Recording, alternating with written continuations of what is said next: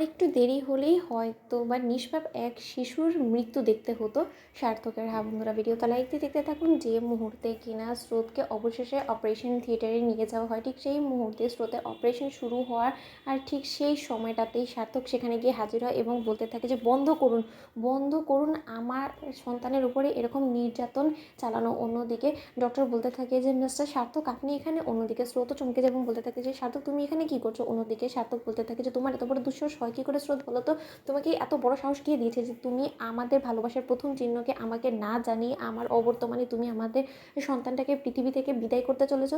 তুমি কি ভেবেছো যে আমি কোনো কিছু জানতে পারবো না? তুমি কি মনে করছিলে যে তুমি প্রেগনেন্ট হয়ে তুমি নিজের মতো করে সিদ্ধান্ত নিয়ে নেবে? আমার ভাগের সিদ্ধান্তটাও নেওয়ার অধিকার কিন্তু তোমাকে আমি দেইনি এখন। স্রোত অন্যদিকে স্রোত বলতে থাকে যে সার্থক তুমি আমাকে ভুল বুঝছো। অন্যদিকে সার্থক বলতে থাকে যে তাহলে তুমি আমাকে ঠিকটা বুঝিয়ে দাও না। তুমি 4 দিন আগে প্রেগনেন্সি টেস্ট কিটে প্রেগনেন্সি টেস্ট করেছো, অথচ তুমি জানো যে তুমি 100% কনসিভ করেছো। এই জিনিসটা তুমি কেন আমার কাছ থেকে লুকিয়েছো? এর পেছনে তো একটাই মাত্র উদ্দেশ্য ছিল তোমার, সেটা হলো কি তোমার ফার্স্ট প্রায়োরিটি এখন হয়ে দাঁড়িয়েছে রায় দিদিভাইয়ের সন্তান। স্রোত তুমি কি মনে করছো যে রায় দিদিভাইয়ের সন্তানের শত্রু হয়ে উঠেছি আমি? আমি আমাদের সন্তান এই পৃথিবীতে আসলে আমি রায় দিদিভাইয়ের সন্তানকে কোনো মতে অবহেলা করব? সেটা তুমি ভাবলে কী করে বলো তো? জানি আমি যে আমি রায় দিদিভাইয়ের সন্তানের বাবা নই, কিন্তু তাই বলে আমি কিন্তু ওর শত্রুও নই। তাই আমি রায় দিদিভাইয়ের সন্তানকে বিন্দুমাত্র হেলাচেলা করতাম না, ওর প্রতি বিন্দুমাত্র আমার দায়িত্ব কর্তব্য কমে যেত না। কেন? এরকমটা তো অনেক জায়গাতেই আছে যেখানে কিনা মা সন্তানকে জন্ম দিতে গিয়ে মরে যায় এবং মায়ের অবর্তমানে মাসিমুনি আছে যে কিনা মায়ের দায়িত্ব কর্তব্য পালন করে। তাহলে সে কি কোনোদিন না নিজের সন্তান নেওয়ার কথা ভাবে না? সে কি কোনোদিনও নিজের ঘর সংসারে সুখী হয় না? সেরকমটা তো নয়, তাই না? তাহলে আমাদের সন্তানটা এই পৃথিবীতে আসলে তোমার কিসের এত আপত্তি ছিল বলো?